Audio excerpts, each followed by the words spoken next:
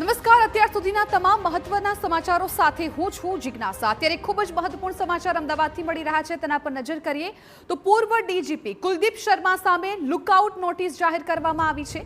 થોડા દિવસ પહેલા જાહેર થયું હતું એરેસ્ટ વોરંટ। ભુજ સેશન કોર્ટે અરેસ્ટ વોરંટ જાહેર કર્યું હતું। કુલદીપ શર્મા હાજર ન થતા લુકઆઉટ નોટિસ હવે જાહેર કરવામાં આવી છે।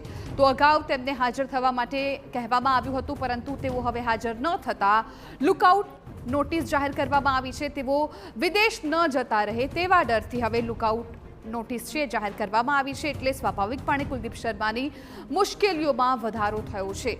તો દાણચોરીના મામલે અગાઉ સેશન્સ કોર્ટે અરેસ્ટ વોરંટ છે એ જાહેર કર્યું હતું। 15 દિવસમાં તેમને હાજર થવાનું હતું, પરંતુ તેઓ હાજર ન થતા હવે તેમના વિરુદ્ધ કડક કાર્યવાહી કરવામાં આવી રહી છે। કુલદીપ શર્મા હાજર ન થતા તેમને વિરુદ્ધ લુકઆઉટ નોટિસ છે એ જાહેર કરવામાં આવી છે। એટલે લુકઆઉટ નોટિસ જાહેર થતાં જ હવે તેઓ વિદેશ ન ભાગી જાય તેનું ખાસ ધ્યાન રાખવામાં આવશે। એટલા માટે જ આ લુકઆઉટ નોટિસ છે જાહેર કરવામાં આવી છે।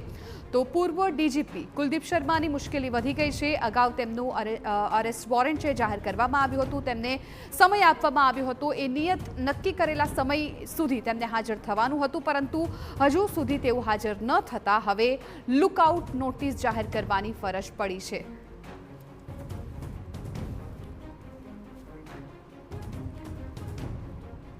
તો પૂર્વ ડીજીપી કુલદીપ શર્માની મુશ્કેલીમાં વધારો થયો છે। હવે લુકઆઉટ નોટિસ જાહેર કરવામાં આવી છે।